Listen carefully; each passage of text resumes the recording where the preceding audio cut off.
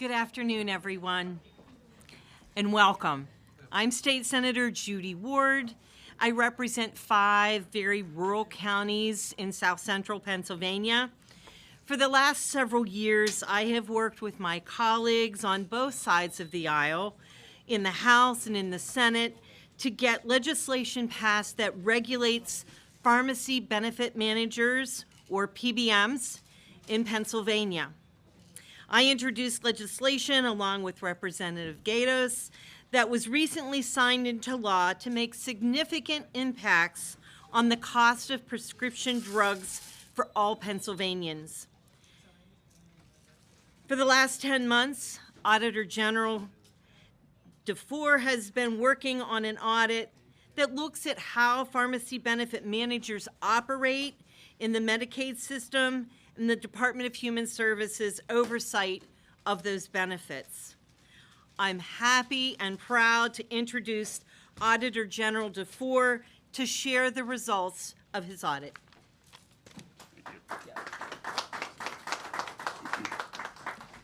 Thank you, Senator Ward, and I want to thank you for your leadership on this issue.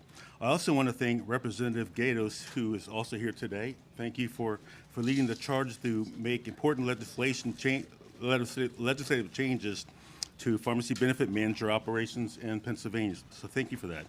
Here with me today are Gordon Denlinger, Deputy Auditor General for Audits, and Peggy Morningstar, the team leader on this audit. And we also have Eddie DeCara, pharmacist for Porter Pharmacy. Eddie, thank you for being here as well. Before I get into the details of our audit, I want to talk briefly about how the Medicaid prescription drug system works. Pennsylvanians pay taxes out of each paycheck to provide health benefits to people in our community who are most in need. We do this because it's our legal responsibility, and it is the right thing to do to help our most vulnerable population. People in Medicaid can see a doctor and get the medicine they need to stay healthy and to survive. As taxpayers, we entrust DHS with our money to make sure this happens. DHS contracts with managed care organizations, or MCOs, to provide these health benefits on its behalf. MCOs then contract with pharmacy benefit managers, known as PBMs, to handle the prescription drug benefit. The MCOs and PBMs report back to DHS how many prescriptions were filled and how much it costs to get them into the patient's hands. DHS uses that data to set the rates for future payments to MCOs to continue to run the Medicaid program on its behalf. For the last 10 months, our auditors evaluated how tax dollars were spent to provide prescription drug benefits to Medicaid recipients during 2022. Our objectives were to determine whether DHS effectively monitors PBM's pharmacy claims, including the accuracy of pharmacy information used to prepare the capitation rates for the Health Choices Medicaid program. Determine whether DHS effectively monitors the PBM contracts to ensure compliance and transparency for the Health Choices Medicaid program, and to determine if the PBM PerformRx is following the law for the fees it collects from the pharmacy and the MCO when a prescription is filled. Our auditors found evidence of spread pricing, inadequate monitoring by DHS, and overcharging of taxpayers by PBMs, resulting in the loss of $7 million in taxpayer dollars alone in just 2022. Here's what's happening. The 3 MCOs using PerformRx as its PBM reported to DHS that they weren't charging any additional fees to pharmacies, called pass-through pricing. DHS accepted them at their word, and never verified if this was actually true. Our auditors looked at the MCO and the PBM records submitted to DHS for those claims. These reports indeed showed no additional charges were occurring between the PBM and the pharmacy. Our auditors then asked the pharmacies involved to verify the information. The pharmacy said the reports were wrong. They paid a transmission fee that was never reported by the MCO or PBM. The transmission fee is spread pricing. Spread pricing happens when the PBM charges an insurance plan more for prescription drugs than what is paid to the pharmacy for that medication. The PBM keeps the fee as another revenue source. We found that $7 million in transaction fees were not disclosed by PBMs and MCOs to DHS. DHS then used this inflated data to set the rates it will pay in the future for prescription drugs. As a result, each year DHS is paying more into the Medicaid program than it should for prescription drugs. PBMs like PerformRx are counting on the fact that no one is checking their reporting so they can get paid a higher rate from the MCO and still collect a fee from the pharmacy. During the audit period, PerformRx did disclose to pharmacies that they were charging transmission fees, but failed to tell the MCOs and DHS about this practice, which violates the law. According to PerformRx, they weren't aware that they had to report transmission fees. However, as a direct result of our audit, they revised their reports going back to 2019 and changed their reporting process to report future transmission fees. In its response to the audit, PerformRx acknowledged that it was not disclosing transmission fees to the MCOs and DHS, but it says that these transmission fees are the cost of doing business and not spread pricing. DHS disagreed with most of our findings. They said that they were following the letter of the law and have all the procedures in place to prevent spread pricing from happening. However, after we raised the issues with PerformRx's transmission fees disclosures, DHS resent us data including $2 million in fees previously not reported to us. When you look at federal law, it says specifically that DHS is responsible for distinguishing how much state money MCOs use to actually pay for benefits versus amounts used to actually pay for administrative services. DHS doesn't validate the information it receives and puts the responsibility on the MCO to make sure the data is correct. And that's pretty risky when billions of taxpayer dollars are at stake. DHS needs to follow federal law and monitor its contractors. PerformRx, the PBM involved in this audit, is one of 4 companies that administer Medicaid prescription drug benefits. In 2022 alone, PerformRx processed 34,346,412 claims and paid pharmacies $1.8 billion for those claims. PerformRx provides services to 3 of the 7 MCOs in the Medicaid program. The same companies that own 2 of the MCOs utilizing PerformRx also own PerformRx. When you have companies that are financially related, legally making money off taxpayers, state oversight even becomes more important. Our auditors made recommendations to DHS and PerformRx to implement changes for accountability and process improvements. But what really needs to happen here are changes in the law.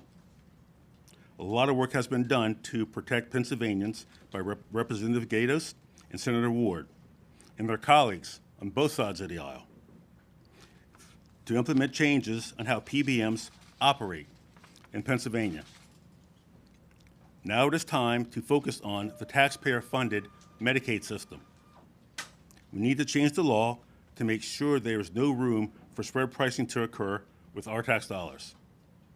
And the law needs to clearly define that DHS is accountable for the information reported to them by their contractors.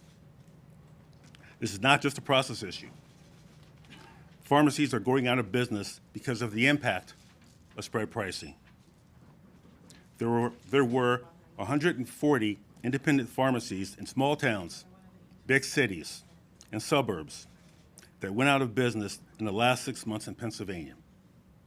This means that thousands of people on Medicaid have lost access to their medication. Finding another pharmacy isn't easy for someone who doesn't have the transportation or can't afford to travel any further for the medication.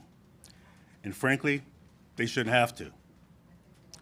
Spread pricing in any form is hurting the very people we promise to help. It's important to hear how the impacts are being felt right here at home. And for that, I'd like to call on pharmacist Eddie DeCara. Eddie? Thank you, Auditor General. Thank you, everyone, for being here today and taking interest in this issue. Community pharmacies are struggling. Community pharmacies are not just small, independent businesses and locally owned pharmacies. Community pharmacies are also large chain pharmacies. The reason the term community pharmacies is used is because they serve the community. They employ people in the community.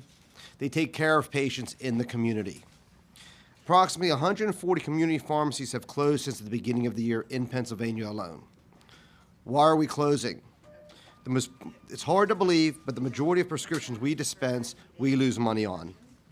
Why is this? It is due to the nature of pharmacy benefit managers, known as PBMs. Community pharmacies are forced to dispense medications below the cost at which we purchase them.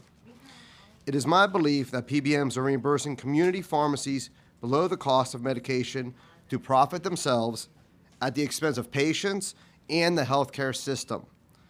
PBMs administer the pharmacy benefits of the Pennsylvania State Medicaid program. The Pennsylvania State Medicaid program plays a vital role in ensuring less fortunate patients have access to prescription medications and health care. There has been PBM Medicaid reform in various states.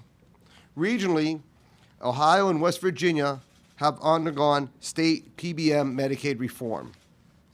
There are reports that suggest that in West Virginia, taxpayers saved $54 million in the first year alone, and the West Virginia economy had an infusion of $122 million, money that had formerly gone to out-of-state pharmacy benefit managers.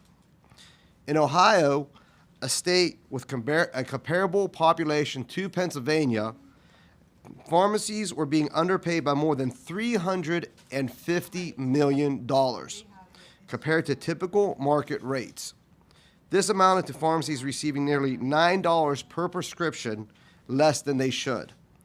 More studies need to be done, but as you can tell, these are very alarming numbers. This is not only a pharmacy and a state Medicaid issue. This affects everyone in Pennsylvania. Anyone who needs medication, anyone who pays taxes. If you have a child who needs an antibiotic or medicine for an acute need, you go to a community pharmacy. If you have a loved one, a family member, a mother or father who is discharged from the hospital, you need to go to a community pharmacy for medications, not a mail order pharmacy. You don't drive 7 states away to pick up your medication. These issues affect anyone who pay Pennsylvania tax dollars. Less access to prescription medications will result in more hospitalizations. Prescription medications prevent chronic disease, maintain chronic disease, and treat acute conditions. Unnecessary hospitalizations will result. Pennsylvania taxpayers will pay more. If more people who are enrolled in the Pennsylvania State Medicaid program are hospitalized, the bill will go to the state. Who will pay for that bill? But the constituents of Pennsylvania. No business can survive if you sell goods below the cost of what you buy them. It's simple math. Pharmacies will continue to close. Community pharmacies will no longer be here. This is an urgent matter. We don't know if we're going to make it. This is a challenge every day. We need the legislature and the governor's immediate help. We need help now. Fortunately, I live in the 44th district, and our state representative is Valerie Gatos, and she's here today. I've gotten to know Representative Gatos in the last year, and I consider her a friend. We're fortunate in the 44th district to have her representing us, fighting for us, and understanding the dynamics of healthcare. Anyone who does not know Representative Gatos in our district, I can tell you now, she is your friend also. She advocates for you, she represents you, and she's here to help you. So let me introduce to my friend, Representative Valerie Gatos. Thank you. Thank you, Eddie.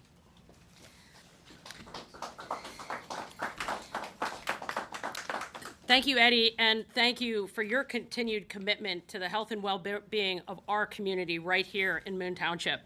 I also thank the Auditor General for having this engaging oversight of our Pennsylvania Medicaid system through these recent audits of pharmacy benefit managers. And as we've said, those are the middlemen between you and your pharmacist and how your prescriptions are delivered and paid for. Medicaid drug costs are increasing and pharmacy reimbursements are decreasing, and we need to get to the bottom of this. Good government is always about transparency. It's about ensuring that the actions we take are clear and accountable to the taxpayers and in the best interest of the people we serve. In this case, it is about the health and welfare of our citizens and, of course, our community pharmacists, like Porter's right here, who provides a crucial service to our community. And by the way, I'd like to say that it is a pleasure to have an Auditor General who is actually an auditor. So it's very helpful. So thank you, Auditor General. The bottom line here is that the people have a right to know how much and what government does to spend their money, and to hold pharmacy benefit managers accountable to ensure that consumers get what they need. There's absolutely no reason that the taxpayers should be overcharged, and this is what this is about. The law says that these audits are intended to make DHS and government aware of their responsibilities, and that's exactly what we are doing here today. Certainly appreciating the Auditor General for taking that seriously. I'm pleased that during this exemplifies the kind of government action that truly makes a difference in people's lives. By focusing and aiding citizens and communities, we are ensuring that government assistance is applied where it is most needed. So as we move forward, these audits, this assures transparency, fairness, and accessibility of healthcare for all Pennsylvanians. Thank you, and now I'd like to turn the podium back over to the Auditor General. Thank you. Thank you.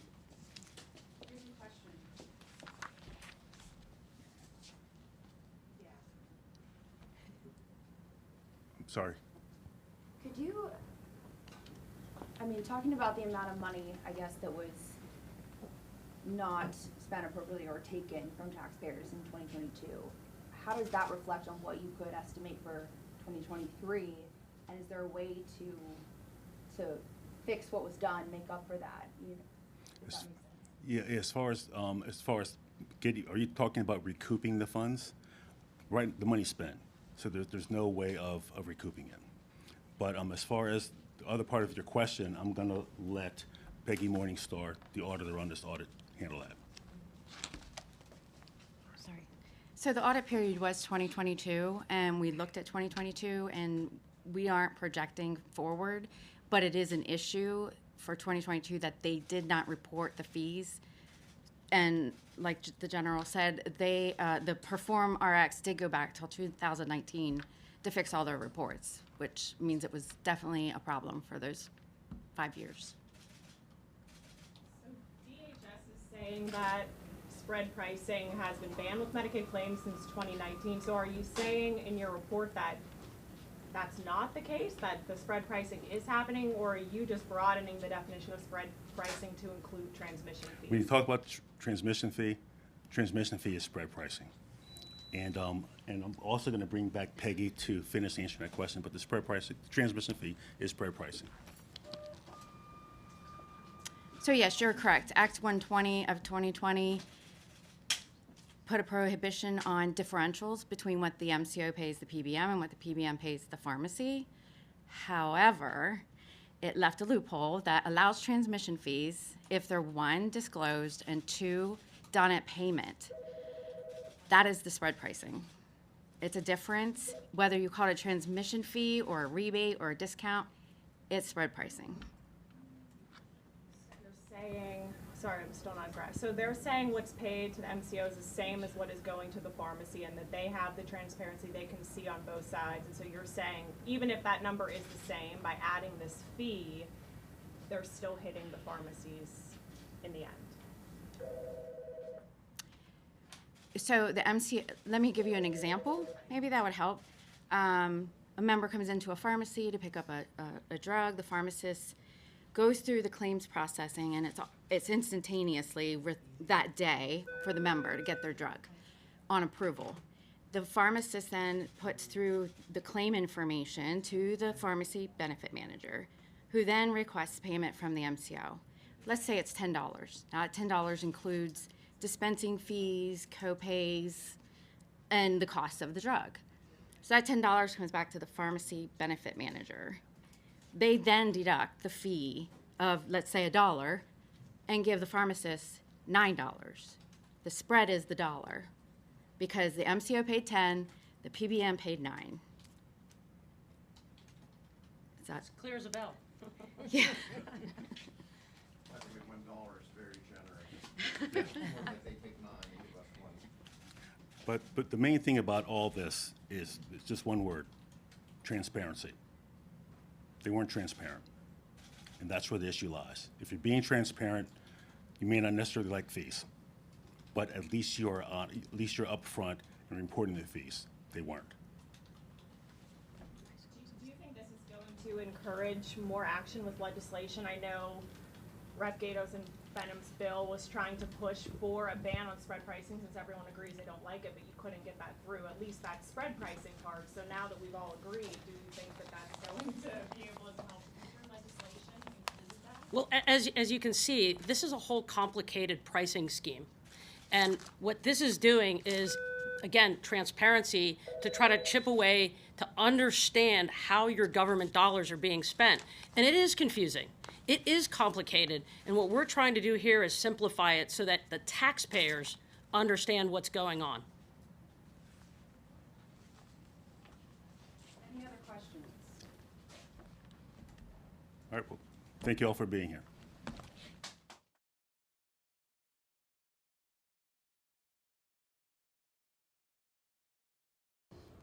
Pennsylvanians pay taxes out of each paycheck to provide health benefits to people in our community who are most in need. DHS contracts with managed care organizations, or MCOs, to provide these health benefits on its behalf. MCOs then contract with pharmacy benefit managers, known as PBMs, to handle the prescription drug benefits. The MCOs and PBMs report back to DHS how many prescriptions were filled and how much it costs to get them into patients' hands. DHS uses that data to set the rates it pays the MCOs in the future to continue to run the Medicaid program on its behalf.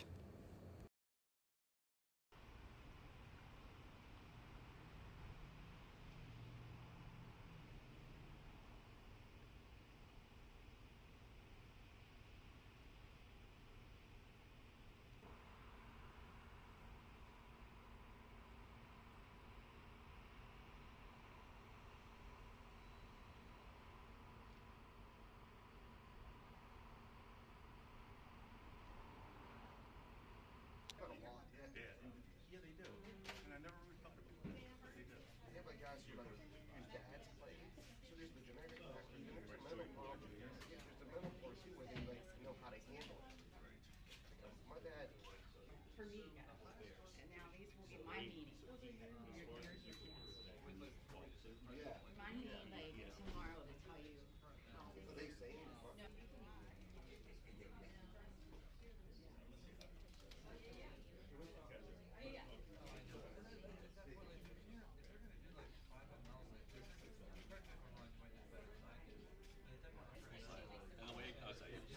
You're fine.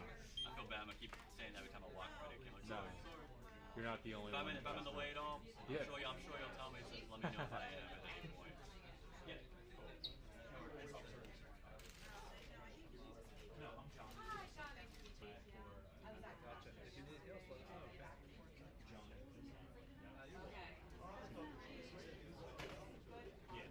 Yeah. I did some work for him towards the end originally.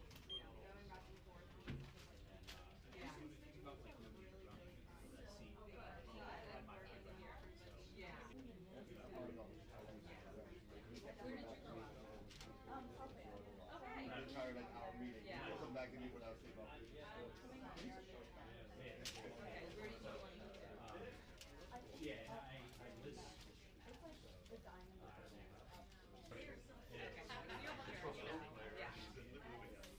Close.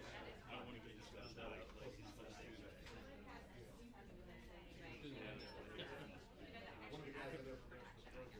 How are you today? Great, good to see you. Again. Yeah, absolutely.